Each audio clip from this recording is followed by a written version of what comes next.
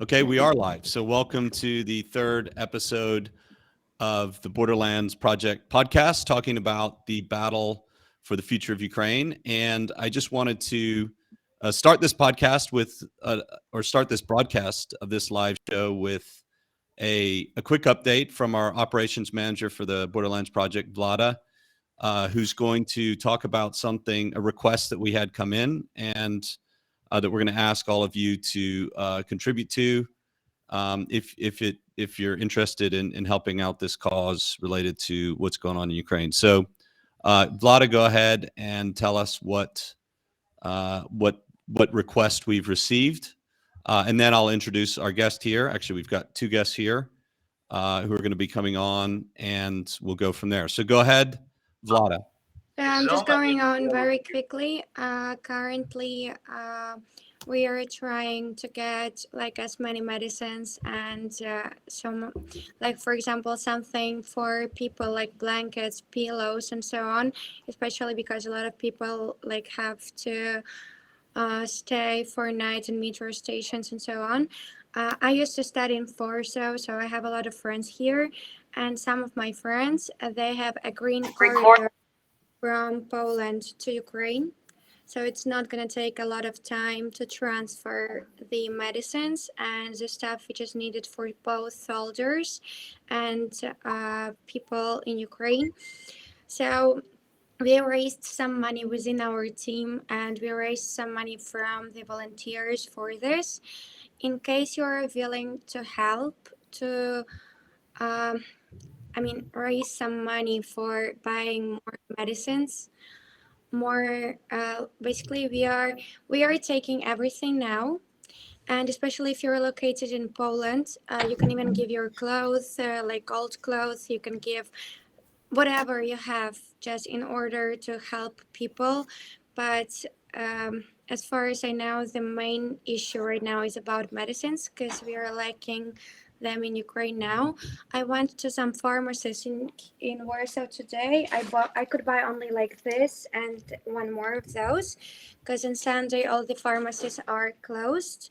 Tomorrow is Monday, tomorrow morning and tomorrow evening as well. I'll go to buy more medicines and they will be sent over to Ukraine on Wednesday. Via, as I said previously, the green corridor, so it's not going to take a lot of time. It will be fast. It will be sent to either Lusk or Lviv, and then from that point it will be sent over to all of the parts of Ukraine. And I also have my friend helping in this, who is not a part of Sanity Desk team. And just in case you're willing to help with that, we would really appreciate any donations, like even $5 matter now. And thank you so much for help, as we already received a lot of donations. And yeah, that's all I could basically say. And especially if you're located in Poland, I can even send you the list of whatever is needed, so you can like bring the stuff. So Awesome. So that's basically Vlada, it from my side. Vlada, is there a contact point in Poland? Is there a town or a So I am located in Warsaw, but we are collecting it everywhere. And I think if you like, as I said previously, I used to study in Poland, so I have a lot of friends here in Lublin, in Gdańsk, in Zakopane, in Warsaw, in Kraków. And we have our team members in Kraków who can also collect it and help me to send over to Ukraine. So there is no point.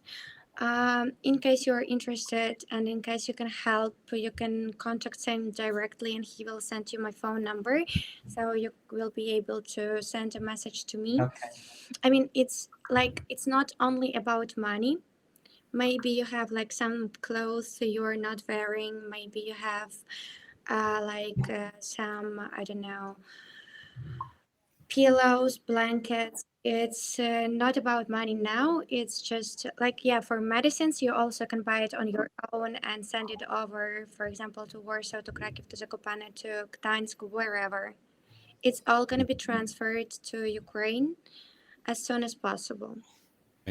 And just a little bit of context here, Vlada, you have family back in serving in Ukraine, or you have family in Yeah, danger and I have volunteering. family in Ukraine. I decided to go, like, I didn't decide for my family to go with me, but my family decided to stay in Ukraine. They all are safe now. My mother, she's also volunteering in Ukraine, and also she's one of the people I'll contact in order to pick up the stuff from the border, for example, because I'm originally from Lutsk. It's very close to the border, and I mean, I have just talked with her, and she said that she also can easily pick up from the border and transfer to Lutsk, and then from Lutsk it will be transferred to other cities. Also, we have an option to go to Lviv, so it will be transferred to Lviv as well. And like, we are 100% sure that this is also gonna go to Kharkiv, to Odessa, to Kiev, and so on. So just like not the west part of Ukraine. Okay. All right, and we also someone just approached us. It's pretty amazing as we start this project. We've had so many people approach us, developers, designers who want to help build out the IT infrastructure of the project. Like I said in last night's show, we're going to turn this into an enduring nonprofit, because during the conflict we want to support refugee evacuation and people inside of Ukraine who are harmed by the crisis. But even we hope this ends very soon. We hope that Ukraine prevails and remains free. And afterwards, we help to rebuild the country. So this is going to be a long-term project for us, because I think everyone's seen the amazing spirit of the Ukrainian people. I'm going to talk about that today and what's going on with the support for Ukraine. Ukraine's never going to be the same again. And I believe they're going to be even more powerful and than ever. With the support they're getting now, I think it's hard for people to forget. So thanks, Vlada, for that. And I know you have family who are staying and volunteering in the armed services, and to help the community. It's not only about my family, and I'm just like looking on Ukrainian spirit. We are doing great, and I mean, I'm proud to be Ukrainian. I'm proud that even after studying abroad and traveling, I decided to go back, and I don't know. I don't feel comfortable. I used to live in the United States, in Spain, in Poland, and Ukraine is like the very best place I've ever been to. So for now, I have to be in Poland, and it's obvious. And as I understand now, it was the right decision to go to Poland, because from here I can help actually more than if I was in Ukraine. But yes, as I said previously, all of your donations, both materialistic and physical, like clothes, blankets, pillows, whatever, are very welcome. You can contact me any time of a day or night. And as I said, it will be transferred to Ukraine within a couple of days. Because, for example, my friends, they already yesterday transferred, I forgot the name, 8 like huge cars, very huge. Yeah. Well, and Vlada, this is exactly why I've put you as the operations manager for this. What's going to, I think, become a very big project, the Borderlands project, because of your initiative and how much you care about people. So I really appreciate you doing that. And if you donate through GoFundMe, we've already bought supplies, and you can just say, hey, I want this donated to medical. The link that's right below the show notes. We're turning this into, like I said, a nonprofit. Or you can reach out to Vlad if you want to talk to Vlad. Just put in the comments on social media wherever you're watching the broadcast, or reach out to whomever is willing. You can contact me any time of day or night. I'm almost all the time available now. And yes, especially I think like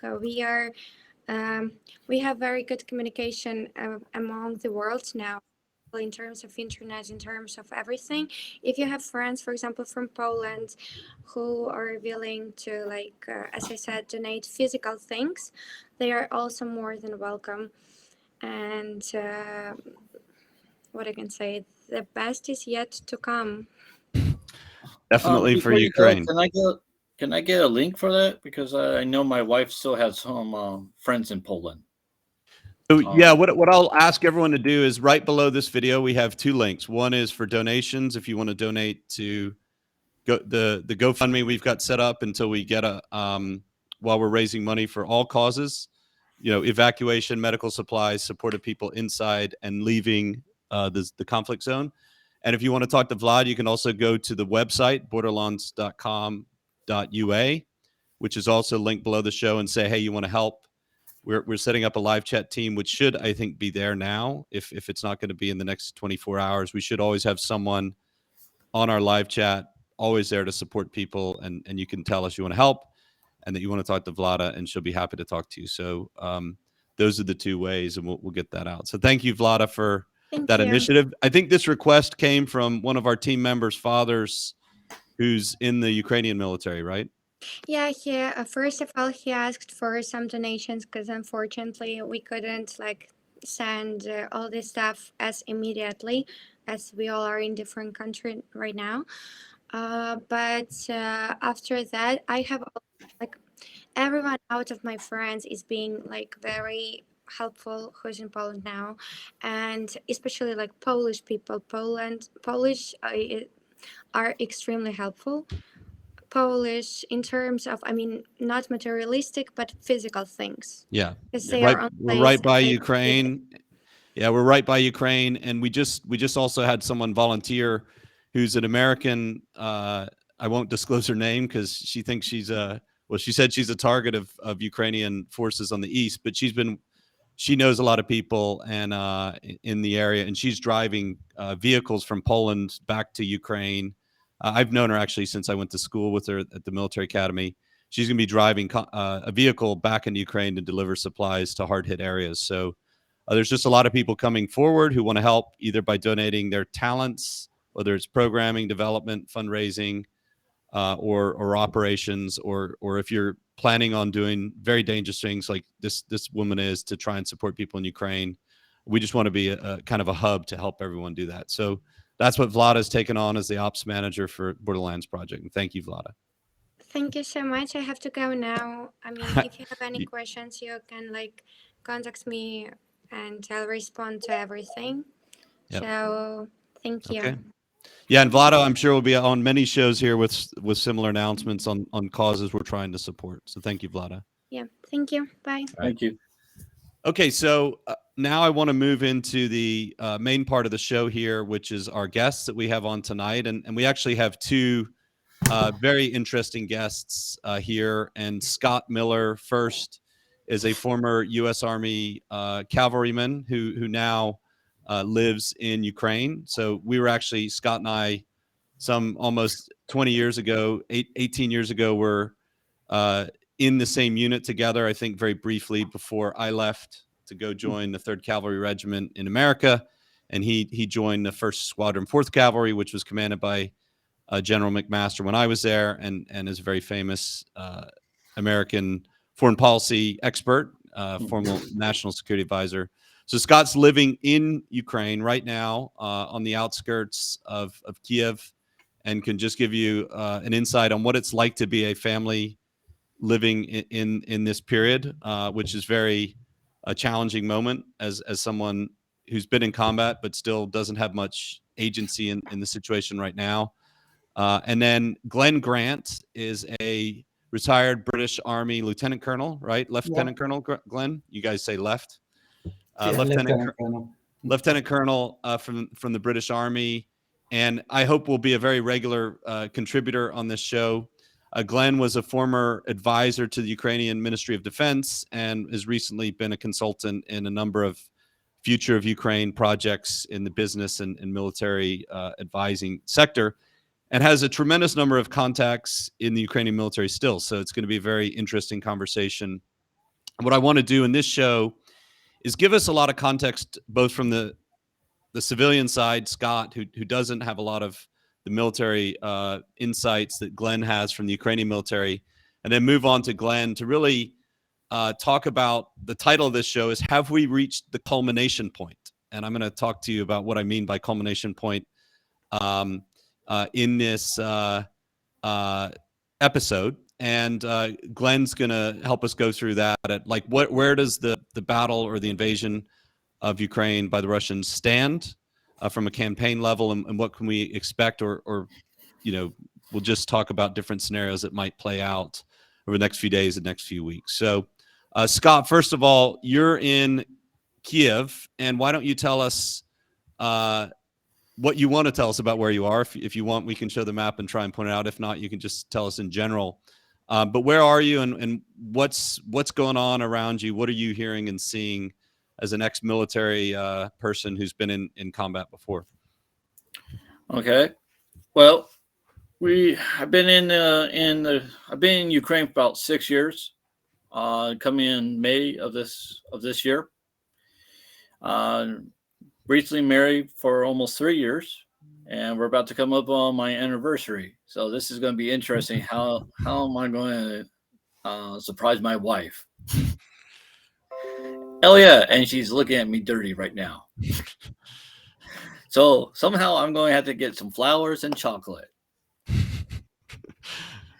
Okay, that's a little joke. What's going on here in Ukraine?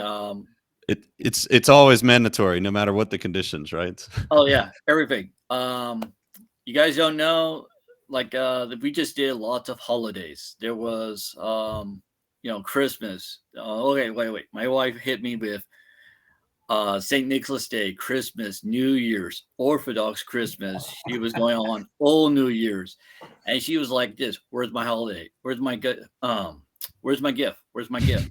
Where's my gift?" And I'm like, "Are you serious?" Yes. And then Valentine's coming around. She's like, "Yeah, where's my gift?" And we're about to come up on Women's Day. Oh my gosh, this is going to be really interesting.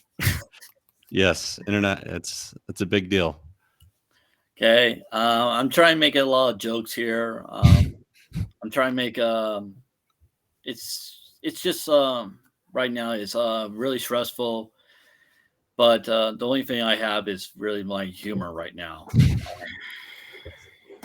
Okay. So what happened like a little recap on the first day, about 5:30, somewhere around about 5 in the morning. I was getting a lot of text messages from my parents and from one of my old friends, and actually from Germany, from 1-4. And he just kept on like, "Hey, the situation is getting crazy."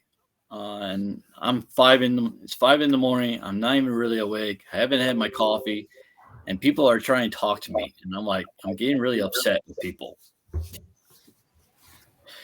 Well, I finally talked to my parents, and they're like, "Look, honey, I know what you're trying to tell me is not happening, but go get some more money." Fine, whatever, mom.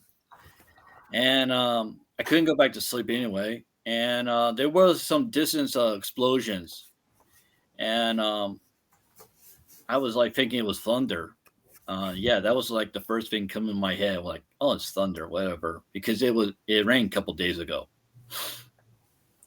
So I went downstairs, saw people. They were just walking with a purpose, glued to their phones, and I'm like, okay, this is actually something's happening. We get to the ATMs, and there was already like a long line of people at one of the major banks, Priva Bank. Prevent bank. Yeah. Then I crossed over to another bank that was kind of hidden, and I got some money out, and I pulled out about 15,000 grivnas, and I didn't want to keep because I was only I can only pull out like 5,000 grivnas at one time, so about sort of this problem was about say $160 a time, and I didn't want to keep recycling, putting my card back into the machine and maxing out my credit card. So I got a little like money. And I says, okay, I finally got enough. And my wife was awake, and she says, I need my money. Okay. She gave me her ATM card, and I was going down looking for a ATM to get some more money. Couldn't find anything. Everything was like cashed out by 8:30 in the morning. Already lines were already formed up at the pharmacy at the at the farmers, at the drugstores. Sorry, I'm half awake, guys. I calculate I'm about living off about 10 to 12 hours of sleep the last 4 days. Yep. Okay, so I'm going to do a recap really quick here. And we got everything while I was trying to look for money for my wife, get whatever else she had on her bank card. She was actually sending my to-go bag, and she was pulling. She's like, okay, and she was thinking what I needed. So bless her heart, I didn't even have to ask her anything. And about say almost 9:30, somewhere like that, public transportations were working at the time. There was a notice that was put out that free, everything was free, nothing to worry about. Well, we were going to take the tram to the last stop on the red line. Because since you guys are talking about it, you got a lot of Americans here. I'm not going to say all the Ukrainian names. Okay, so if you don't know, Metro, there's 3 Metro lines: red, blue, and green. And I live close to the green line, and we couldn't get in the trams. It was like one guy said he was waiting for about 30 minutes. So we went and took the Metro, and believe it or not, this happened. We walked in without our mask, and this one woman who works for the Metro was screaming at us, "Put your mask on, mask, mask, mask." And my wife is like, "Are you serious?" And I'm like, okay, my wife is pissed. Do not joke. And somehow my wife walked by this woman with no problem. I have a cat. I have a Maine Coon. And right now she's sleeping. I had a cat. We had no carrier for her. So I'm walking around in Kiev with a 11-pound cat or a 5.2 kilo cat. And this woman walks up to me, and I'm like, oh, do not give me a hard time. And she's like, cover her up. Okay. Now, where's your mask? Okay. Put your mask on. And she kept screaming at me, mask, mask. And then I digged in my pocket, and I started waving up in the air and like, see. And I kept on walking. And she was like, mask, mask. I'm like, yes. And I just threw my mask into my pocket, and I said, forget this. Again, I'm living off of no caffeine at this moment. And we rode the Metro. We took we got off the Golden Gate exit, connected over to the red line, and took it to the last stop.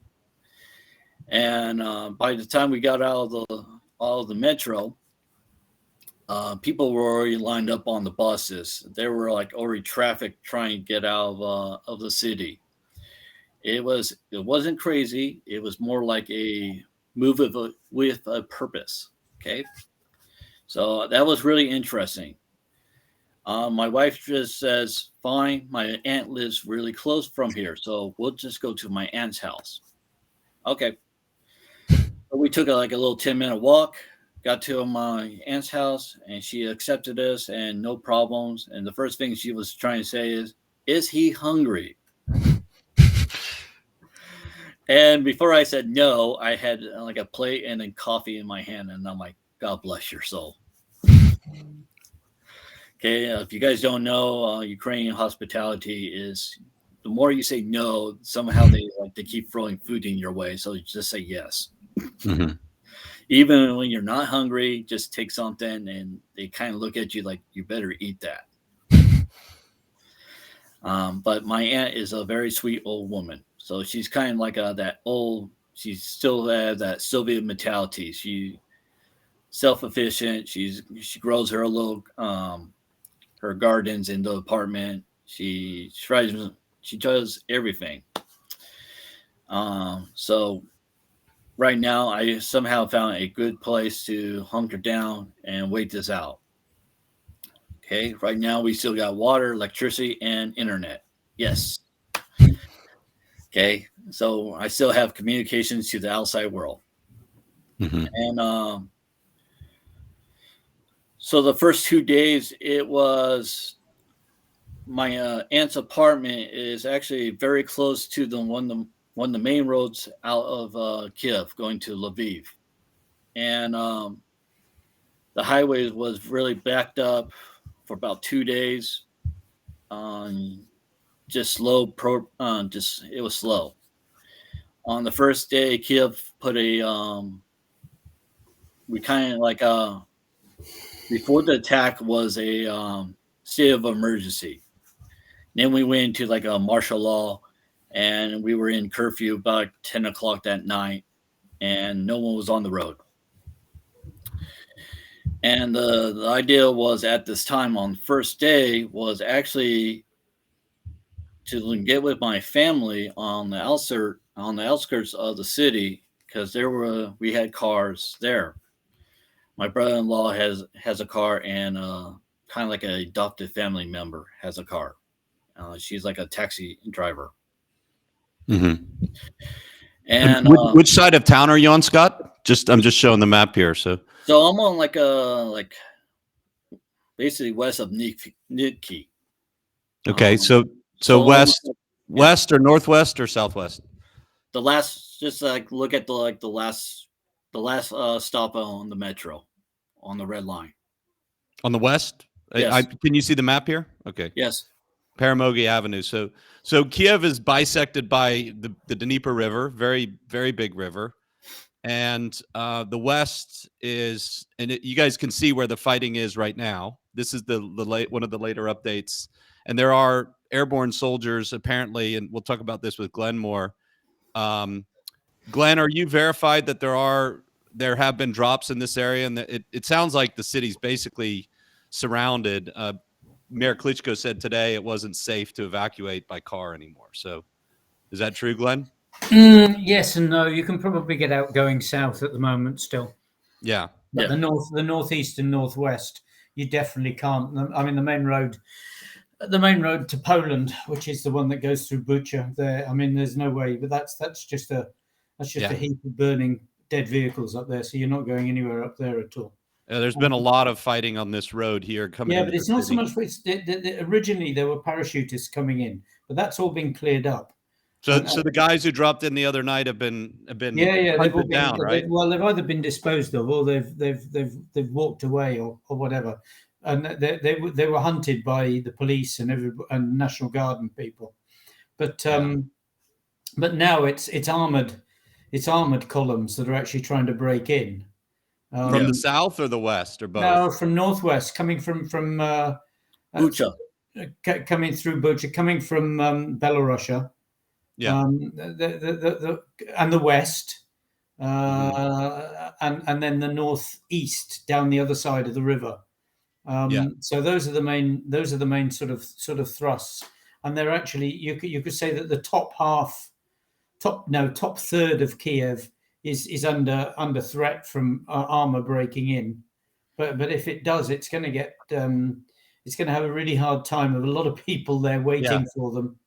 With Molotov cocktails and rifles and anti-tank weapons. So, but at the moment, both the regular army and volunteer organizations volunteer units are actually keeping them outside Kiev. Yeah. What's got into Kiev, which of course are these groups of individuals, some of whom were probably already there at the beginning of the war, but the people who've got in civilian clothes or in Ukrainian uniform to try and either disrupt things or to act as target markers for missiles and bombing and things like that. So that the police and all the territorials are looking for those as we speak all the time. Yeah. So Glenn's kind of described, just to give a recap as Scott's giving his background as someone living in Kiev right now. The first day there was, which was, and actually Scott was making a joke, which I've heard a couple times now, which is, what day of the week is it? And everyone just says it's the fourth day, right? Because we know that, it's Sunday, but we're all working 7 days a week at my team right now on the Borderlands project, and a lot of people are volunteering, and obviously inside the country feel the same way. So, but yeah, and the first day was missile strikes against key military installations and command and control. But you were hearing those, obviously, Scott. Yep. The second day, there was a raid into the Obalon district, as I recall, Glenn, where there was a lot of fighting on the second day with irregular saboteurs who came in. Mm. Do you have any background on what happened on that Yeah, fight? they got cleaned up and killed. It wasn't actually that large, so it was, but because it was the first actual sort of military activity into Kiev, it was blown out of all proportion. And you know, some of the Western press were saying armored columns coming into Kiev, into the center of Kiev. Well, actually, it was in Obolon, right at the top, and it wasn't armored columns; it was light vehicles. Yeah. Glenn, I have a question. Yeah. There's actually a video where like two APCs. Okay, so sorry guys for you non-military people. Armored personnel carriers. Yeah. There you go. I was about to say it. Anyway, it was around. Looks like it was from Obalon, and there was some barriers set up, and one of them looked like they tried to smash through, and it didn't do anything, and then the defenders came back and they threw like bottle bombs. Molotovs. Molotovs. Again, I'm sorry, guys. I'm kind of like still slow process my brain. But yeah, they were throwing it, and they were just constantly just throwing it more and more onto this vehicle, and then you just saw like the camera switch to the right. And hold on, let me close the door.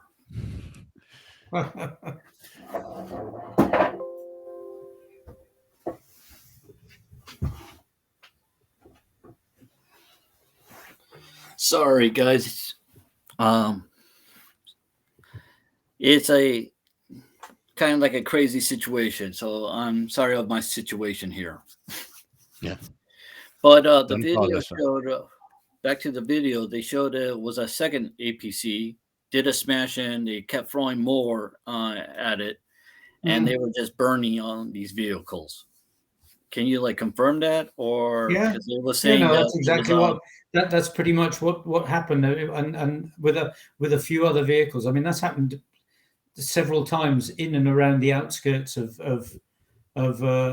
Kiev, and also in almost identical situations in Kharkiv as well. So yeah, you know, so like for the people who have no experience or little experience of that area. I know that in Obalon, Mitska, that's a university there, and the story was a bunch of university students mobilized. They've got a well, not just in Obalon, but there are a couple of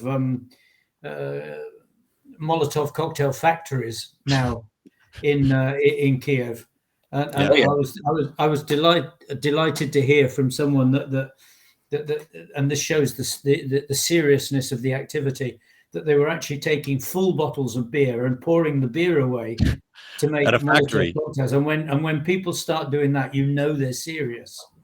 Yeah, especially in Kiev, where they really like their drinking culture. Where they like their beer, absolutely. So I mean, this is, and it was actually on the internet on the first day of them begging for people to send them bottles and petrol so they could actually make more cocktails. There's actually a story where they got the homeless people, and they all volunteer, and well, they know where all the bottles are. Yeah, absolutely. Yeah, Scott dropped off for just a moment here. Hope he's fine and the internet's fine. But yeah, so Glenn, it's really interesting in the Obalon neighborhood. That was a fight which everyone thought the city was, but it really was just some special forces or reconnaissance troops coming in. Yeah, I'm not even sure they were special. I think they were just ordinary. I'm going to say ordinary reconnaissance troops. I'm not sure whether they were conscripts or not. Yeah, but whatever. I mean, they weren't prepared for what they got at all. Well, they probably thought they would be welcomed with flowers and some. Well, I mean, lots of these. I mean, some of the prisoners have said, that they came they came to Ukraine to save the Ukrainians from the Nazis. Now, I mean, and when someone says that, I mean, it raises a whole host of questions about the Russians. I mean, the fact that they don't obviously give proper orders to their soldiers, because if you had proper orders, you're going to ask straight away, well, before I go in there and start shooting at people, who am I going to be shooting at, and how am I going to tell the difference between a Nazi and a Ukrainian who I'm saving? But obviously, none of this sort of common sense logic stuff took place before they came, so they didn't know. And then there were others who'd been told that they were coming to fight NATO because NATO had taken over Ukraine, which of course means US has taken over Ukraine. Yeah, and that the whole of the general staff was being run by the Americans. And when you got people saying things like that, it's clear that they really, really were not prepared in any way, shape, or form for this war. And the general staff, the Russian general staff, had told Putin they could take Kiev in 2 days. So the parachutists, there's an interesting video from the parachutists, which at first I thought was fake news, because and I'll tell you why. Because the parachutists are the Russian parachutists, and it was taken by CNN. They're sort of like bumbling around. They're not moving quickly, and they're not showing any military aggression or military sharpness or anything. And at first I thought, well, this is fake news, because nobody could act like that. But then I thought, well, it's probably now. It's not. It wasn't fake news. It was the parachutists who didn't believe that anybody was going to actually to shoot at them, or that there was going to be any. So they thought, this is going to be easy. We come in, the population is going to say, "Hey, Russian parachutists, save us from Nazis," and they would just walk to the center of town and it would be another holiday celebration with flowers and everything else. Well, of course, it didn't work like that. So Glenn, you're talking about day 2 when, or was it day 1 or day 2 where they started dropping? Both. It was over 2 days. Okay. Both. So the first day of the conflict, before people got into the Obolon district, there was an was it an airdrop by plane or plane and helicopters? Okay. So they dropped some parachutists in. No, they flew them in. They flew them in on helicopters, right? Yeah. Okay. So basically an air assault where airborne soldiers were brought in by helicopter. And on that first day, you started to see a serious, and you said that basically the soldiers came in acting like they weren't going to face opposition. Yeah, that's how they looked, or that the opposition would be nothing, and they would be, all would be fine, because they were told they could get the center of Kiev in 2 days. And if you're given that sort of instruction, or you're given that sort of understanding from your generals that this is going to be easy, boys, we'll get in there in 2 days, then you don't come in with that degree of sharpness that you actually need to meet up with people who are going to kill you. Mm-hmm. And basically after that, there's been a huge amount of fighting at the airfield. And first of all, the Ukrainians, I think, took it back, and I think it's changed hands probably 3 or 4 times now. Or what's happened at Hostomel? Well, it's very difficult to know. I mean,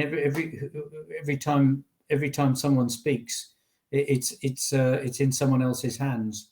But I mean, the reality is that the Russians, it seemed as though they were persevering with trying to use it for bringing in parachutists and bringing in people.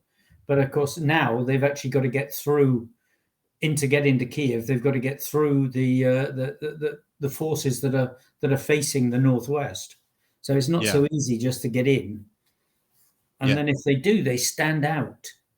Because they I mean, apart from the Chechens with beards and looking completely different, I mean, when they come in, they don't look like locals, and that's because the territorial forces in the city, they know where they are, they know who they are, they know who's up the road, who's in the next street. So anybody that shouldn't be there stands out very quickly. Yeah. And they're checking vehicles. The police are checking vehicles. So it's you know,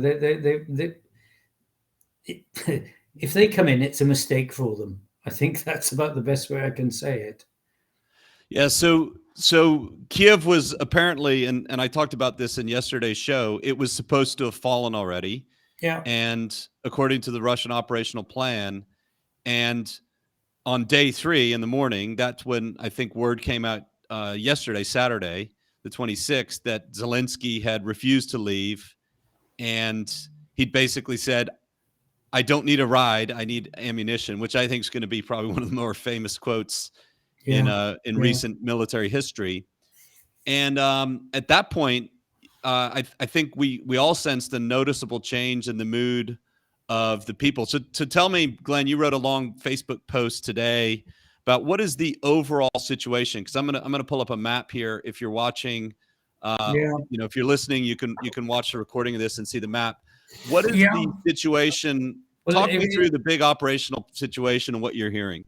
I mean, as predicted, they basically came in from as many sides as possible, with on the attempt to put pressure on the whole of the system by freezing everybody in place, so that there are no sort of reserves able to go somewhere where the main effort is.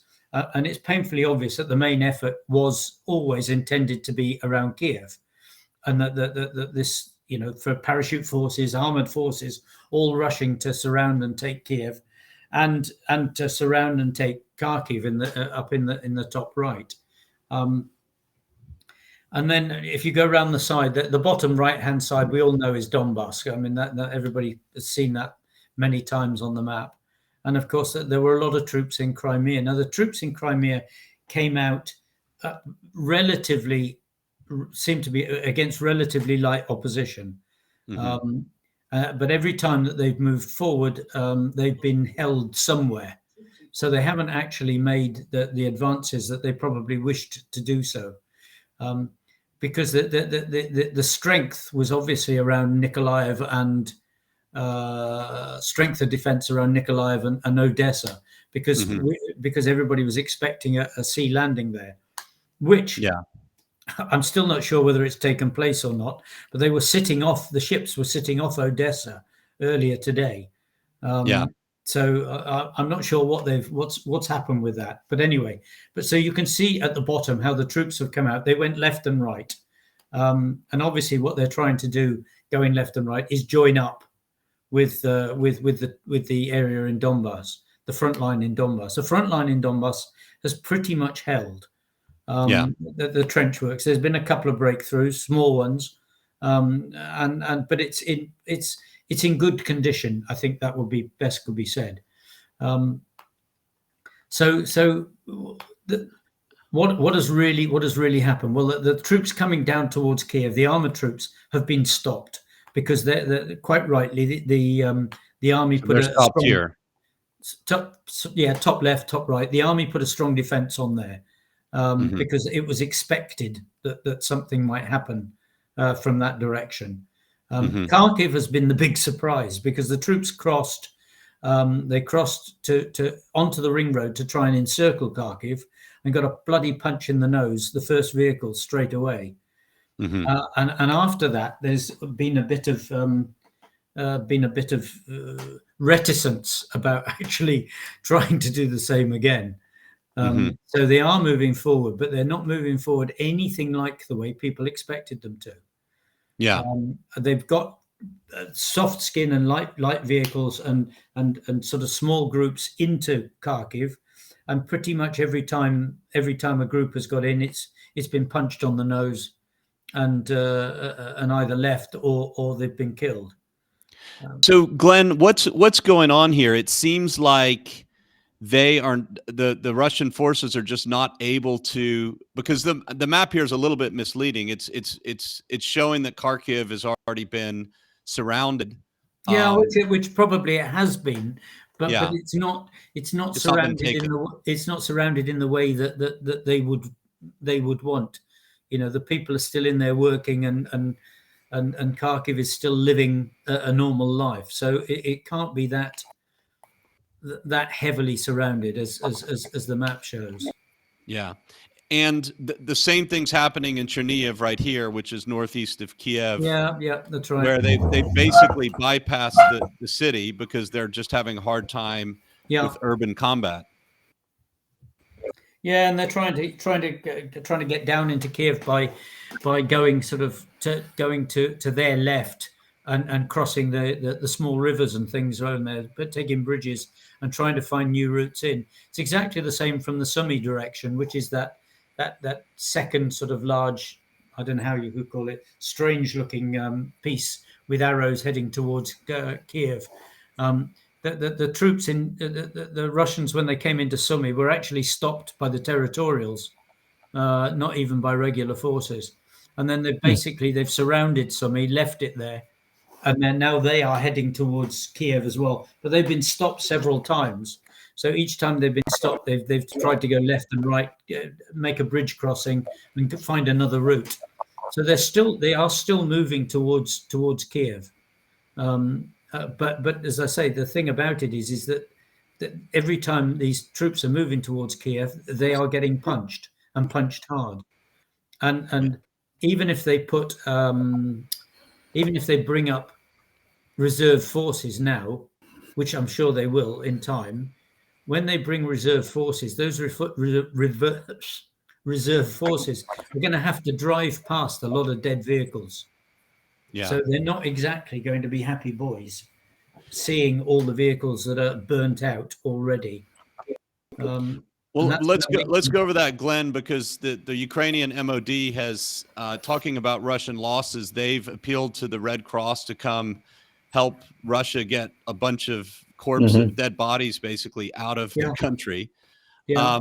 They claim 4,300 soldiers. Now, obviously, this is a Ukrainian MOD claim. There's 4,300 soldiers dead or wounded, hundreds captured, 706 armored personnel carriers destroyed, 146 tanks destroyed, 26 helicopters, 27 planes. Might not be the accurate number. There could be a lot of double counting in there as you get. It's more likely judging by what's happened so far, it's actually likely to be higher than that, not lower. Yeah. And I don't think that you can't say this is not a country that does double counting. It's because it's they can see these things.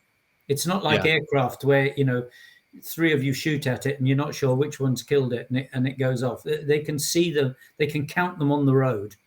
Yeah, the vehicles on the road. So I think that the vehicle figures are fairly accurate. If anything, if there are figures that are wrong, it will be that the people figure is slightly higher. Yeah. But they've been doing this for 8 years, and their accuracy of counting is pretty good over the 8 years, because they get the figures from both sides in the past, so they know they've got judgment and experience in doing this. But those figures are high. Let's be quite clear. They are high, and it's a serious punch in the nose. Well, if that's true, that's more than America lost in the entire Iraq War, which was over 10 plus years. And and even if it's not 4,300 soldiers killed, even if it's a couple thousand, 2,000 or 3,000, that's more than they lost in Chechnya, from what I understand. And it's not something the Russian population is used to in their military. No, and of course, at the moment, as we know, that a lot of the mothers are trying to find out what's happened to their sons, and there's no way of them finding out. Well, there's no system. Well, there's video footage of Ukrainians on social media questioning, and there's a lot of footage of this, of Russian prisoners of war. And overwhelmingly, they're 18, 19-year-old kids, look like boys, who are scared. A lot of them are saying, I don't even know why I'm here. A lot of them said, I was lied to. I thought I was on an exercise. And entire reconnaissance platoon I saw was captured on the first day, and senior level officers are giving up. What are you hearing on the prisoner of war front and the morale of the Russian troops? Because there's a report that 5,000 soldiers refused to go into Kiev and in Russia refused to go over the border and had a riot at their base. Is that what are you hearing? Well, I mean, I've heard exactly the same thing. I mean, I don't know whether that's true or not, but I mean, I can't believe that the morale can be that high. Just simply now, as I say, because most of the people now are driving past dead vehicles, and you know, when you start driving past vehicles which may or may not have a body in them, but you know, you're driving past them, it's not good for you for your mental health. Yeah. And of course they know they know now that it's a hard fight. They know that they probably haven't got enough fuel in the vehicle for things that they've got to do, which is one of the reasons why they haven't driven so far from the south, because you know, to drive far you've got to have fuel, and you don't go very far in a tank. Well, on a tank full of fuel. Yeah, and Scott, you had something. You actually Yeah. used to be in logistics in the Army, so you were resupplying. You remember it? Yes. Well, okay. First of all, there are videos being posted that people are actually walking in front of the tanks or blocking them and sending up like Yeah. And it seems like it's like from the videos, it looks like they're just the Russians are refusing to do anything. They just sit there. This is actually, or you have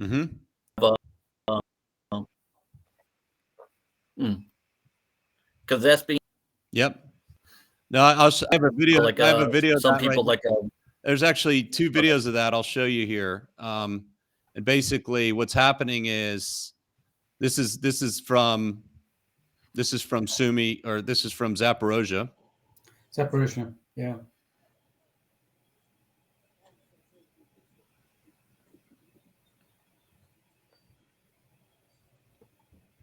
And it's just amazing to see crowds of people stopping convoys with no weapons.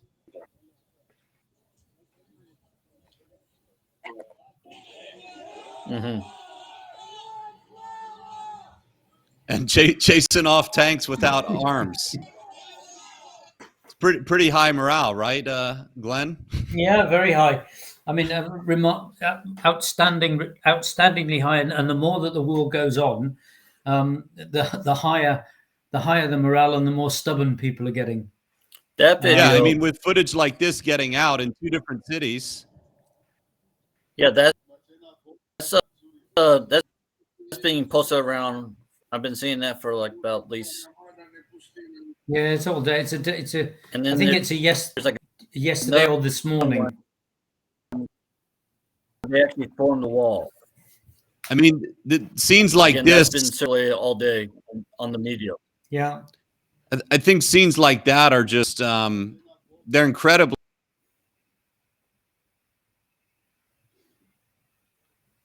Yes, they are.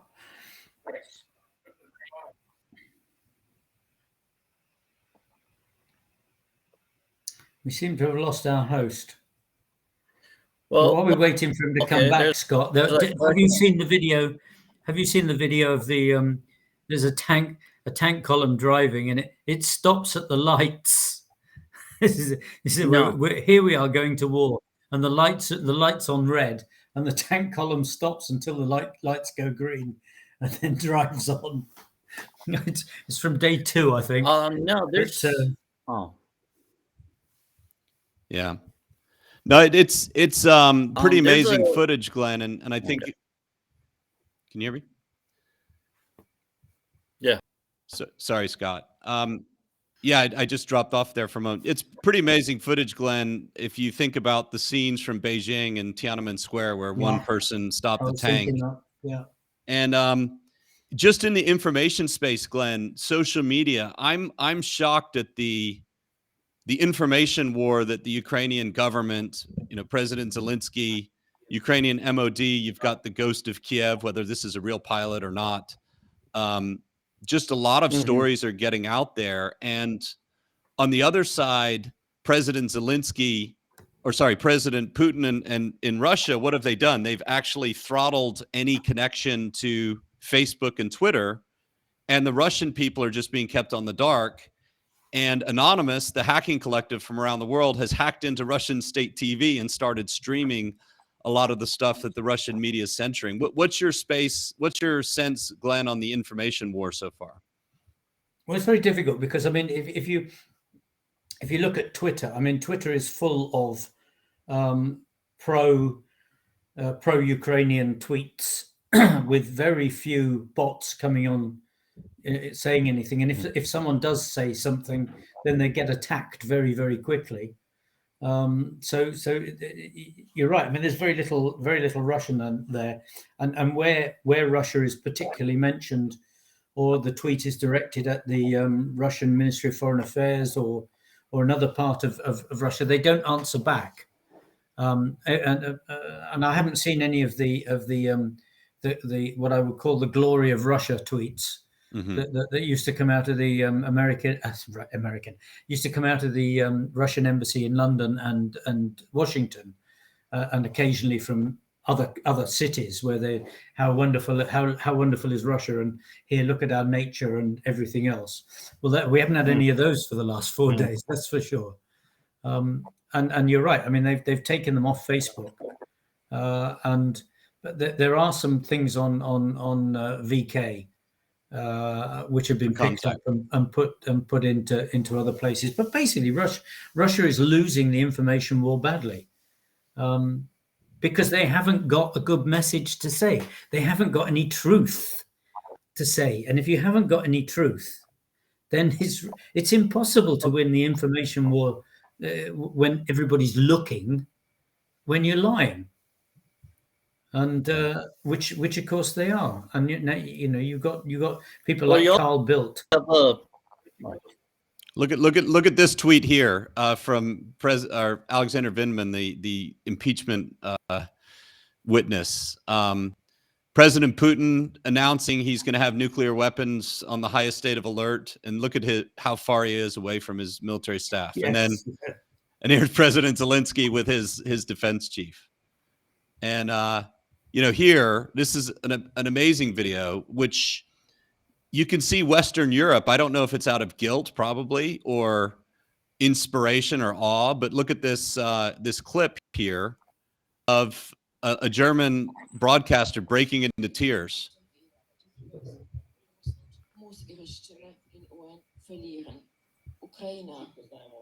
Wir wissen ganz genau, was wir verteidigen.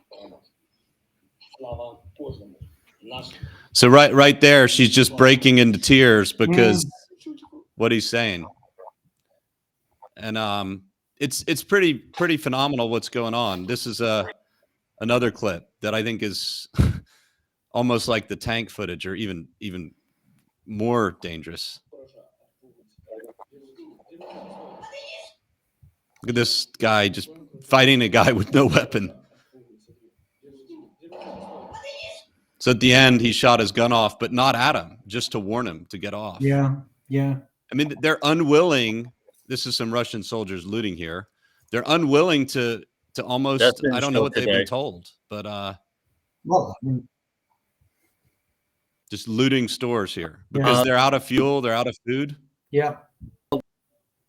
We're being told is they don't have food. As being told on the media is they're taking these towns or villages and they're taking the food, and it's like no one's stopping them. But it's like it's not a good sign for military discipline. You also got like there's a lot of stories are happening that you also have okay, so I've been like following social media and what's been posted, what's been happening. A lot of these prisoners are getting captured. Is like they're usually something about fuel, like they're asking for people to give them fuel, and the Ukrainians are like, yeah, it's towards Russia. Mm-hmm. Oh yeah.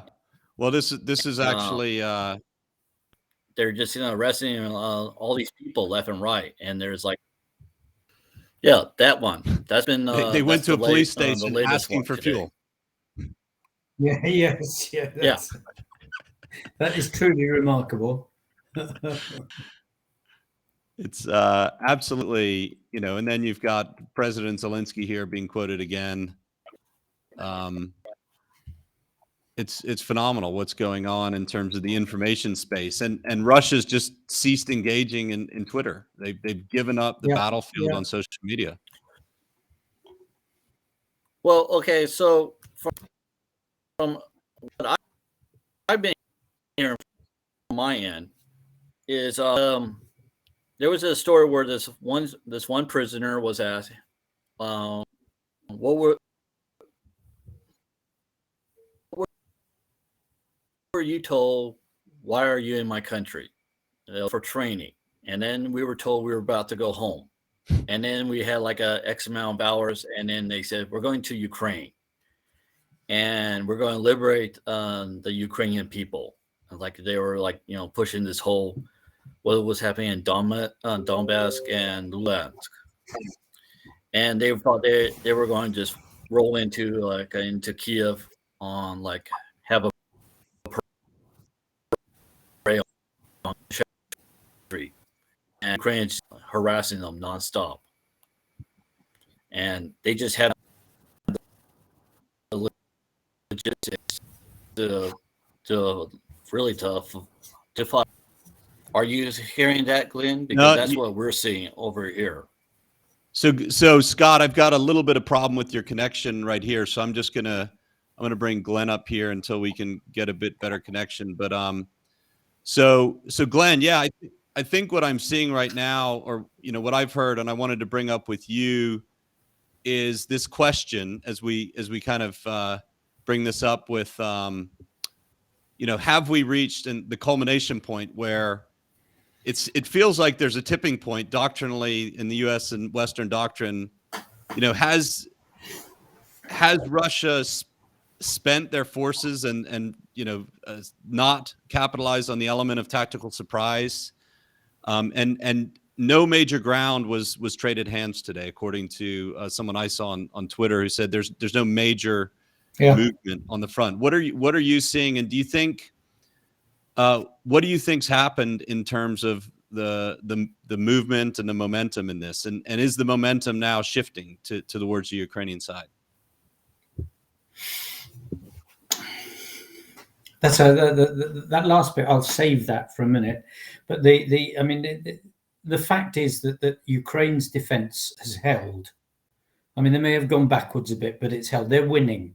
They're winning the battle morally.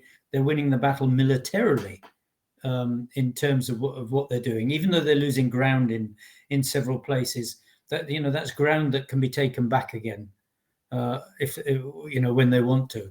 The main thing is that the key terrain is Kiev, and Kiev is getting stronger by the day in terms of its ability to actually to fight and hold. There is a pause. There was a pause today. I mean, that could have been predicted after yesterday because there was very little movement yesterday. I mean, they threw in the Chechens today, and two that columns didn't go well. No, 2 columns of them got trashed, and there's a couple of good videos of the lines of vehicles, and one of them with them running away. So that's even more in the northwest.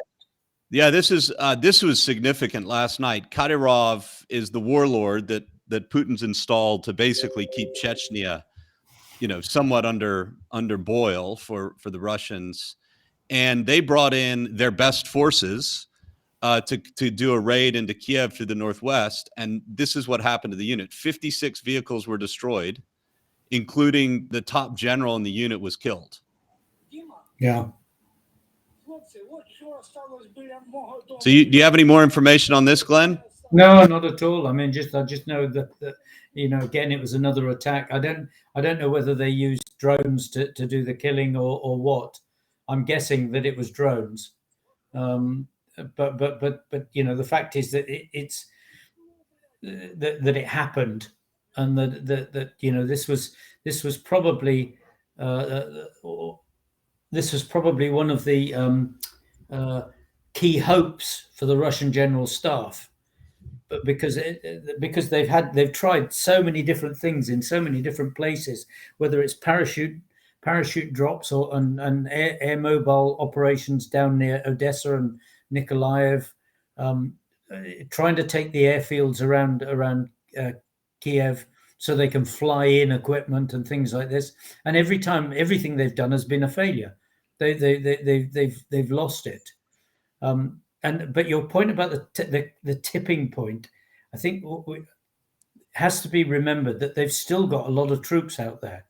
Yeah. So, you know, there are a lot around the border, and there are a lot further back, deeper, who could actually be used.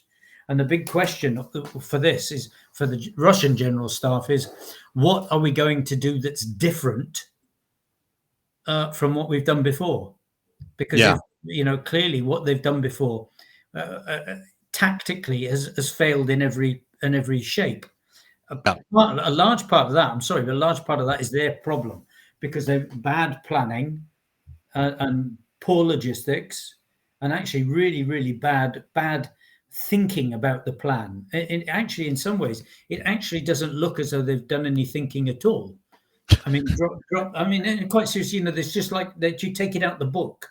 It reminds me of an expression from my friend Bill Hargreaves, who went to a party in Germany, and when he was sitting at breakfast in the officers' mess, someone said to him, "Okay, you're very quiet, Bill.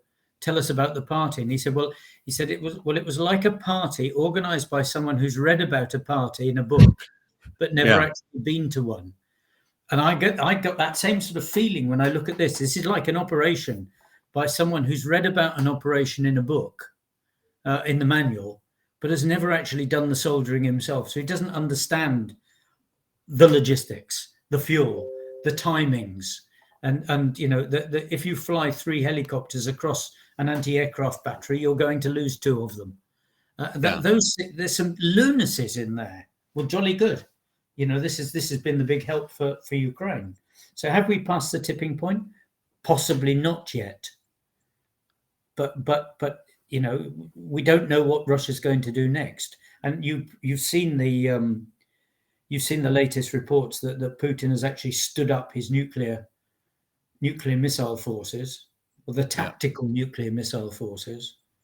So Glenn, I have a friend in U.S. Army intelligence, and I have to tell you that I was very pessimistic before the campaign started, because I saw 190,000 soldiers massing. I also was not quite, I just didn't know what the Ukrainian army, we didn't know what the Ukrainian army's plan was, which is good. That means they had the element of surprise, at least, because if we didn't know, probably the Russians didn't know. But I think everyone just assumed they weren't ready, or they weren't planning for this over the last 8 years. And we were discussing how there was no mobilization, there was no visible signs of defensive preparations, which could be debated whether that was a mistake or not, because President Zelensky was saying it's not going to happen, keep calm, this is just a bluff. But what I've seen in the last 3 or 4 days, my mood shifted greatly that third morning when Zelensky refused to leave. And then throughout yesterday, you felt this momentum of, as soon as he said that, word started to spread. And, you know, you've been hearing from people that people are rallying behind Zelensky. I heard that from Nolan Peterson, who's a great war correspondent in Kiev. And he wrote an article and he said everyone in the bomb shelters was talking about that. Our government didn't flee. And then today, not all of them, some did. Well, the ones that are going to be in the government going forward are here, because all those who fled. Absolutely. Yeah. And President Zelensky has the moral high ground going forward when they come out of this is, well, I know what oligarchs and I know what governmental officials are real, right? Because you didn't flee or try to flee and come back when you got called out. Yes. And what my friend in U.S. intelligence said to me, he said, their logistics are a mess. They aren't fighting as a combined unit and force, and they still don't have air superiority. I don't know about casualties, but it's a lot. And those 2 downed aircraft in the dumb airborne attempt was a major loss. Now the Chechens got stopped, maybe leaving, and their allies, partners, Kazakhstan, refused to send forces. They don't fear them any longer. And I have this palpable sense talking to Ukrainians, rather than dread, it's like this, everyone you talk to is excited because they say, hey, this is going to be tough. We're taking losses, but everyone feels like they've got the Russians on the run. And I'm wondering what your sources are telling you around that, kind of this idea that things might have turned. Genuinely, I don't think it's turned yet. Okay. I think, there's still the forward momentum, but it's only going to take a small twist to change it. And I'm not sure what that twist is or where it will come. Whether it would be a counterattack by a Ukrainian brigade somewhere, actually starting to chase them in another direction, something like that, or whether it's just, as I say, that the next round of troops as they drive down the street through Bucha and see all those dead vehicles, or whether they just, somebody says, "Hey, come on, this is this is stupid. What are we doing here?" And that's quite likely to happen when you hear, as we have, about the fact that the troops have not actually been properly briefed. They've not been given proper orders about what they're going to do, and they've not been properly resourced for the whole thing. I mean, it's an incoherent mess. And you've got to be blunt. That's helped the Ukrainians a lot. I mean, what everyone says, that the late mobilization stopped them forming extra units earlier. Yeah. So they were lucky that the first day was not shock and awe. That the first day was actually a bit of a dribble in many ways. And had it been shock and awe, it might have been different. So the failures on the Russian part have played into Ukraine's hands, and Ukraine's had the luck in that respect. But as I said, there's still a lot of troops out there, lots of troops out there that Russia could play in. The question is whether they want to keep taking losses and they want to keep reinforcing failure. I mean, the Russian thing is to reinforce success. Well, they're not having much of that to reinforce. That's the doctrine.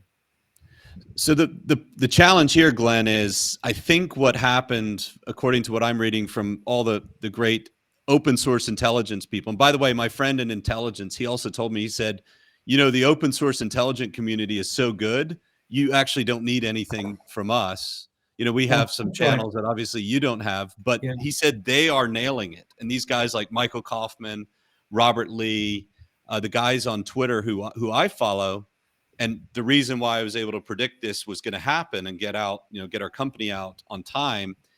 It's pretty amazing to see the accuracy of what they're doing, and we can all read this in real time, and the momentum is shift. Michael Kaufman says they obviously thought this was going to be quick, it was going to be easy, and that's not working. And they're throwing airborne and helicopter and landing operations just because they can, but with no real operational purpose, and it's risky, and they're losing. Yeah, that's exactly right. And then this is clearly reflecting the desperation of the senior officers, the generals. Those generals who sat in front of Putin, all the great, good, and old, because they are almost all, without exception, old and tired. You can see it when you see pictures of them, and very Soviet. There's a lot of those boys now are sweating. Well, Glenn, there's really a couple paths forward, and negotiations started tonight with the Ukrainian and Russian delegation. There was an intelligence report yesterday that Russia's spending $20 billion on fuel. $20 billion a day on this operation. They've been doing that for a while. Yeah. They got half of their foreign reserves have been frozen in the last day. They've been cut off of SWIFT. And a lot of these actions that people thought wouldn't happen by the international community, I think when Zelensky on that third day said, I don't need a ride, I need ammunition, that's when you saw the sanctions come in. And you see, standing ovations for Zelensky in the German parliament. You're seeing massive street protests across Europe against Russia for Ukraine. And this the whole world is watching. Elon Musk trying to. Yeah. I saw a post from my friend John Kim today, a Silicon Valley guy, and he wrote on there, Zelensky's bigger than Elon, and because everyone's watching him, and Elon's trying to get in on this act by providing Starlink for Ukraine now because he wants to be part of the story. Saturday Night Live in America's featuring a Ukrainian choir singing a song about Ukraine and freedom. And it's astounding to me the support Ukraine finally has when they start winning or not losing as everyone expected they would in 2 days. And the president has basically put all the Western leaders to shame, not with what he said, but with what he's done. Yeah, no, I agree with you. But again, going back over this tipping point. I mean, yesterday you might not have picked up, but Russia flew 4 aircraft over Finland, right across right across the center of Finland, which the Finns could have reacted and blown them out of the water, but they didn't. But it just shows that in their game is still going on. It's not they haven't sort of given up. I mean, no. Otherwise they wouldn't have done that yesterday. So that's why I don't think we've reached the tipping point yet. I think there's still things that they can do, and of course more weapons, more missiles. But they've got to be careful with missiles and cruise missiles because they'll run out of them. And if they run out of them, then they are, and in Putin's brain, they are extremely vulnerable to NATO. Well, there were 4 things that Putin had to have done in the first couple of days, and none of them been accomplished. Destroy the Ukrainian army's command and control, and it's obvious from the counterattacks and the mobile defense that the Ukrainian army is well in control. Destroy air defense capabilities, gain air superiority, and decapitate the government. They have not done any of those things. No, they haven't. Not even a little bit. In fact, if anything, some of those things are strong. Well, they're stronger now than they were on the first day. I mean, the air defense is definitely working. I mean, the government is much stronger because actually, the government has worked, Parliament has worked, and they were a mess beforehand. I mean, they really were a mess beforehand, and had a dysfunctional Parliament for the last 6 or 8 months. But it's actually pulled itself together in the last couple of days. Yeah. So the top level, the connection between society, government, Parliament, there wasn't one before. Now there probably is. Yeah. I have a question. Hey, Scott. Yeah. Okay. Day 3 seemed like there was a new. It seemed like it was a more of a desperate act. Was when one of the buildings, a apartment complex in the city, was hit, and it was plastered all over media. And the rally cry for the Ukrainians is like they're not just attacking military targets; they're going after what we call soft targets. And there was a story where they were going to order an attack on the dam north of the city. That was stopped. And it was like day 3, it just seemed like last night they were talking about there was a massive airstrike was coming our way. Like everybody on social media was like, get to the bunkers, hide, it's coming tonight.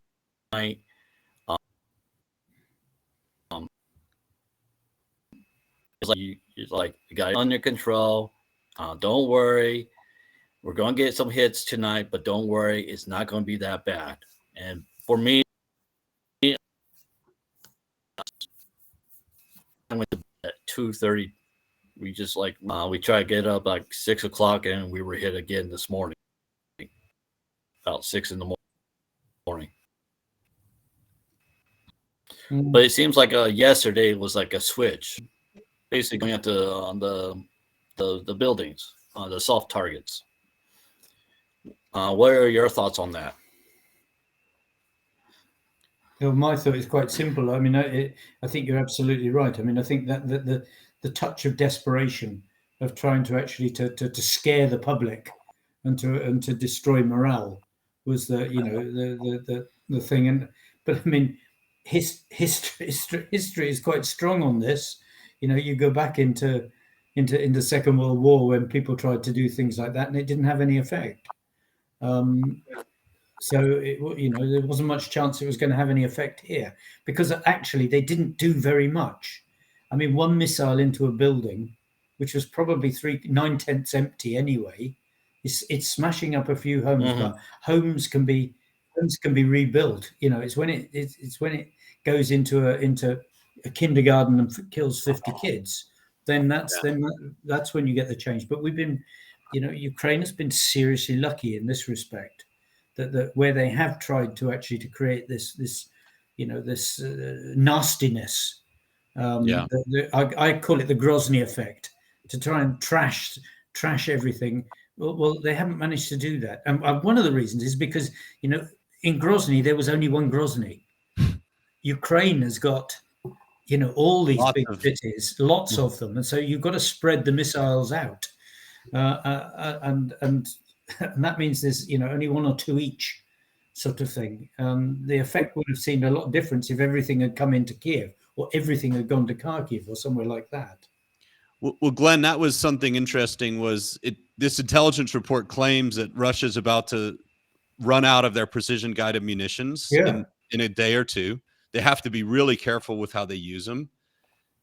They don't have air superiority, so their planes keep getting shot down. They're bringing more planes from outside of this theater to the fight, and they also are not integrating their artillery and all of their, they have National Guard driving that's not communicating with their armored forces. Their artillery is not working together, and apparently they're just not fighting in a coordinated way, and they just are getting ambushed right and left. And the Ukrainians are having a field day hunting columns of people that are stuck or don't know where to go or getting lost. There was a story today about someone's grandfather who was asked, "Oh yeah, 2 days ago, sent them the wrong way. Which way is Kiev?" And he said, "Oh, it's that way." And he turned an entire column around that went back to the Belarusian border. Wonderful. It's yeah. But also, okay, so the last 2 days, the Xbox forums been posting at the motherland route. If you guys it's this big Soviet. It's really interesting. It's like very close to it is this huge Ukrainian flag. So the last 2 days we've been seeing it, and they said the flag is still flying. And then it's like people are just posting pictures, and they're like, "We survived the night. The flag's still up." And that's been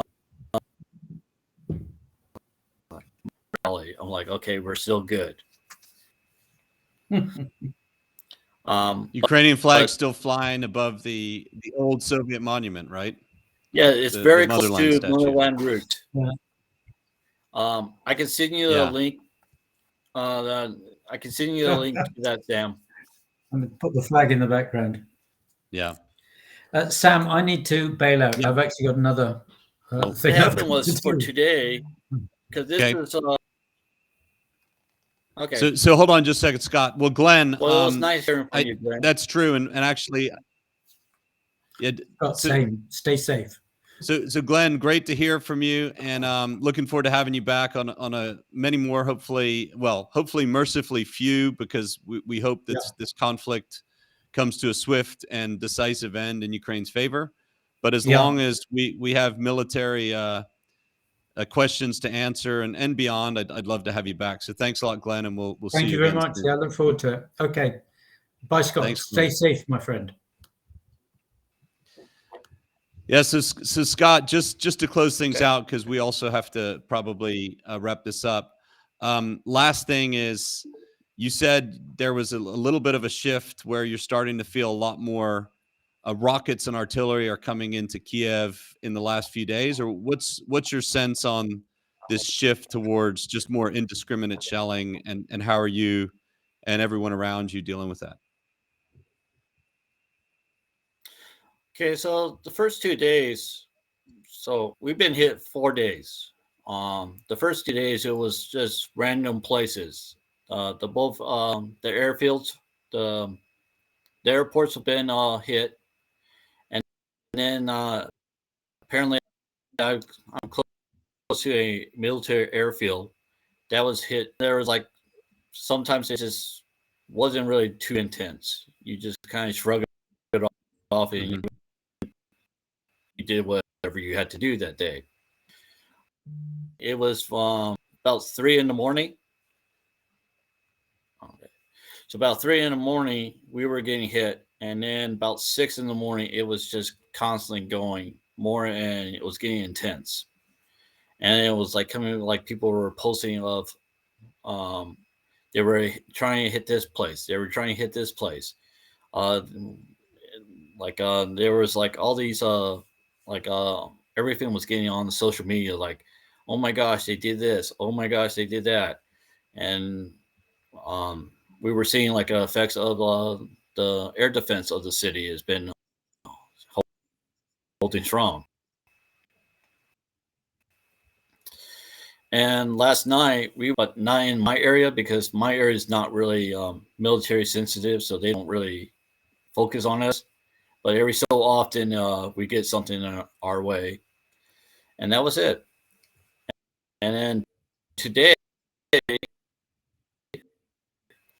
it looked like they were trying to go west, and they were trying to get to urban, and then they were pushed back by local defense. And then they went to Bucha, and there's videos where they're just this one APC is just he was just shooting at this Soviet Afghan war memorial, and they were just shooting at anything and everything. And then I have some friends in that area, in that town, and they're like, this one girl was saying, like, I'm seeing house fighting, and I'm seeing this. Uh, she was posting like what was, and that's when I found out that my family that we've been waiting on to try to get out. They were pretty much they've been holding in their apartments all day today. You have their status. Electricity, no water, everything is off. It's whatever food they have in the house. And phone connection is maybe sometimes good or sometimes bad, but who knows? And right now, my wife is in a sensitive. She's really wrecked, and she's having a really hard time today. Mhm. But yeah, it seems like if they make another push into urban, it seems like that's the last defense, and then they'll kind of come into my area and maybe go into take the main highway into Kiev. Ukrainians are just keep they're harassing them and they keep pushing them back. So I don't know if they're going to continue to push them in. Bucha is pretty much the staging ground, and then we're going to push them back. Or seeing a lot of things, the Ukrainians pushing them back. So that's the situation here. So my wife is not really in a joyful mood. Yeah. So, but the situation is we're still in a good spirit, and we have no idea how we're going. It's like Poland is almost a lost cause. Don't go there. Romania or Slovakia or maybe Hungary. So that's our situation. But Mhm. right now, I can't make any plans until my wife is happy when she has her mom and sister. Oh, and of course everyone else, Mhm. but it's they want she wants those people, and if she can get even more people to come with us, she's going to get it.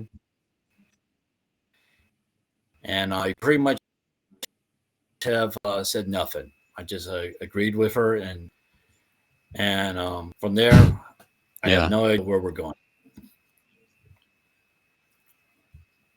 Yeah. So that's the situation over Well, there. it's Go ahead. yeah. No, it's really tough. I know from talking to so many of my team members, the choice of whether to go and which family members can go. You know, my fiance and I had the same conversations, and her mother and father are not, they've not left, and her father's helping the local defense forces build sandbags and pillboxes and all these defenses that all these towns are creating. It's phenomenal, inspiring, but also, you know, a bit frightening to see, you know, everyone could become a target. And I'll just close, and I'd like to close, Scott, with my greatest concern, and I think something everyone who's concerned about this conflict, which I know the whole world is watching now, is the Russians are either going to sue for peace quickly to save face, to save their financial system, or President Putin's activated the nuclear alert, and he's going to try and do more damage. But what they've lost forever is the ability. What maybe Putin believed this, or maybe he just thought it was going to happen because people told him. But they're not going to be welcomed as liberators. That ship never was there, but it sailed. And this is a statement I'm going to read, which I find very disturbing. It was from Karadov, the Chechen warlord who lost his top general yesterday. And he said, for the fourth day now, our special operation in Ukraine has been going on, but I do not understand why we continue to coddle Bandera. And Bandera is just a Russian slander for Ukrainians, because that's the name of one of their Ukrainian insurgent leaders in World War II. Indeed, from the first day, it is obvious that the nationalists, that's also what they call Ukraine, except for force, are not in the mood to understand. Kharkiv and Kyiv cannot be cleared of the Bandera on the same Tigers, Urals, and AUZs. These are some of their vehicles. They're armed to the teeth with new weapons, ammunition, heavy equipment of the latest generation, and we're still fiddling with them in the hope of the prudence of the Ukrainian authorities and the leadership of the armed forces. So basically, he just said the plan was they were going to capitulate and join us, which they haven't. So he says, if the Maidanists, which is the revolutionaries, themselves do not pity and do not protect their own people, then why should we substitute our guys? The time has come to make a concrete decision and start a large-scale operation in all directions and on the territory of Ukraine. I personally have more than once developed tactics and strategies against terrorists, that's in Chechnya, participated in battles. In my understanding, the chosen tactics in Ukraine are too slow. It takes time, and in my opinion, is not effective. We must already liberate cities and towns from Bandera, Azaz, and other Nazis. Full coordination of the actions of the military, competent alignment of forces, and a decisive assault. Everything, nothing else is needed. They've been killing our own people for 8 years in order to hold on to power. Russia came to the defense of the oppressed people, and as a result, all kinds of sanctions were adopted against us. Europe, the West, have done everything conceivable and unthinkable to harm Russia. So why would we stop now? We must finish what we started and move forward without looking back. Come what may, in war, they kill and destroy. And without it, unfortunately. But if the Ukrainian people and the armed forces do not want to have a dialogue with us, brush aside negotiations, and do not intend to take action against the Nazis and the devils, then we must finish what we started and do it promptly. We don't want losses. Every life of our human beings is the most important for us. And since they twice refused to negotiate, then we can only change tactics. It will be more convincing to them. I asked the leadership of the country, the supreme commander of the Russian armed forces, Vladimir Putin, to give all special forces the appropriate order so they can finish with the Nazis and, of course, with the terrorists who killed our women, the elderly, and the children in Chechnya. And what he's referring to is a number of Chechen rebels have been fighting on the Ukrainian side for the last 8 years in this civil war. So the fear that I have going forward is, because they're not going to win nice, they may just try and destroy as much as they can before they get defeated. Or they think that destroying everything is going to actually lead to victory. And that's not the case, because Ukrainians, every single man and a large percentage even of women that have stayed back are ready to fight. And they're all getting weapons. They're all making Molotov cocktails. And you're seeing that in your local defense area. Most of the losses people have been to local defense forces. and the military is backing them up when they Mhm. need to go. But it's been pretty extraordinary to see. So Scott, thanks for joining us. I know your wife has been having I'm sure it's been very stressful for you as a, you're having to watch out for your family's safety and coordinate all that. And I know you and I have spoken several times since this happened, and I'm glad to see you're in good spirits as can be expected right now, and all the best to you. And we'll definitely want to bring you back in the future if you have any updates on how things are going. But I'm glad you still have electricity, power, and internet, and I hope you can maintain that. Well, one more thought was before I got all cut off was uh, like my wife is very protective, and she was like, "You stay in. Don't do anything stupid. I know you're ex-military. Shut up. Go in." She wouldn't let me do anything. She felt it was her job was to protect me, because the situation is we do not know, since there are lots of foreigners in Ukraine right now, are trapped, not just Americans and Canadians. There's like her biggest fear is being a American citizen. She doesn't know what's going to happen to me. So she was like, "You need to hide. We don't know what's going to happen." Okay. And that's been the hardest thing, is just sitting around and just like, I'm not really much of a sitter. And I think I drive her crazy because I walk back and forth in the apartment all day. So Yeah, I was doing that when I was home too. Oh man, I remember those days. I was pacing half the night in my apartment. when this I remember that. So when this thing is settled, we do not know what our future is going to be. Um, yes, she will like to see the United States, but her concern is and where are we going to put them? We need any help. I'm sure that she can help you, help your cause. There's lots of she has friends all over Europe. I'm willing to help as much as possible. So that's it. But yeah, that's one thing about Ukraine. When they love you, they love you. They overlook everything, Yeah. and they says, "You know what? I don't care." And the last 4 days, she's like, "Shut up! No, don't start today." And that's pretty Yeah. much the spirit of the Ukrainian women. I always feel like the Ukrainian women are the backbone of this country. That's all Well, I had the to men say. all never argue. The men never argue with that, and I'll second that as someone engaged to a Ukrainian woman is, boy, they're protecting amazing, and that's why that's why we love them, and they're amazing, and I'm glad you have that support from your wife, and I feel the same with my fiance, and her whole family has taken me in, so I know how you feel about your in-laws and your extended family, and it you know I know in my heart now that Ukraine, because their government has stood. I never doubted the bravery of the men, the love of the country that all the citizens have, but I wasn't sure the country government was going to stand up, and it has. And with that standing up, I now believe that this is going to be a Ukrainian victory for the state, not just for the people. Um, and there's a real chance that Ukraine not only wins, but maybe even quickly, right? And if the West piles on right now and does sanctions, and someone here was saying, why don't we bring NATO in? I think support for NATO getting involved, even though it's been ruled out, is higher. Why don't we have a no-fly zone? Why don't we really crash Russia's economy with all of the sanctions we could do?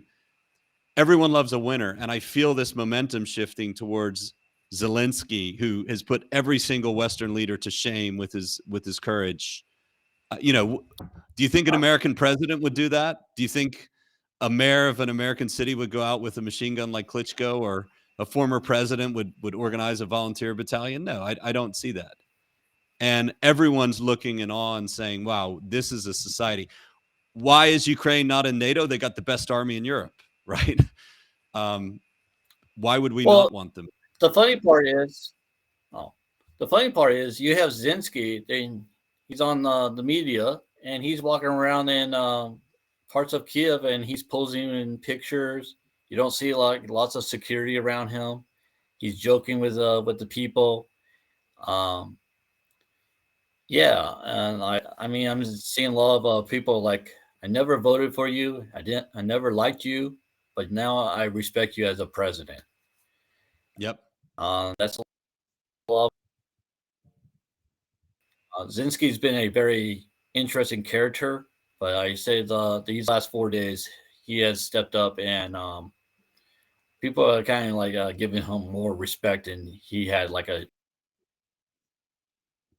say. Yeah. It must be on my end because with the current situation for me. So you guys I don't have think a good night, anyone minds. and I don't think anyone minds. You don't need to apologize. I'm glad you're still connected, and I look forward to speaking to you, hopefully many more times. No interruptions, but do keep me posted on what's going on, and if anything changes major and you can update everyone, we will bring you back. Thank you. All right. okay. All right, so that's the last part here of episode 3. I appreciate everyone here who's stayed to the end, and the Borderlands project is evolving very quickly. It is now becoming a movement. A lot of people have volunteered. We're actually overwhelmed. If any of you have reached out and I haven't responded properly to your offer to help, or to, especially for a request for help from someone that you know, I know people are emailing, please reach out to me again if I don't respond. We have a 24-hour chat team on our website, borderlands.com.ua. We always have a live chat representative there. We're setting that up. It should be active today, if not tomorrow. And we really just want to provide a hub where people who want to contribute, whether it's time, donations, or they want to refer us to someone in Ukraine who needs help, just please reach out to us. Go to our website, share it with people, share this episode on your social media so that other people who are interested in learning about the conflict can see firsthand what's happening and get it right from people who are living it, who've lived it, who are connected to the people inside of Ukraine. And really look forward to that. And last, if any of you know someone who'd be a great guest, whether they're a journalist in Ukraine or a governmental official or someone in the military that wants to talk, please refer them to me, and please make an introduction if anyone would like to be on the show and has something important to share, because I really want to bring everyone from around the world who has something that's useful to share to this audience. Whether you want to present something that people can back to help Ukraine, or how you want to help Ukraine, please reach out to me and we'll figure out a way to connect. Today, I connected with some people who evacuated Ukraine, who are Americans, who are studying there, who want to get involved and volunteer. So, all right, thank you for joining for another episode of the Borderlands Project.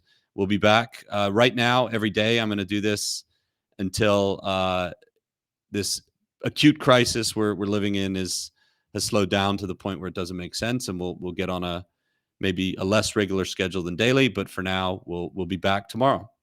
Thank you very much, and we'll see you soon.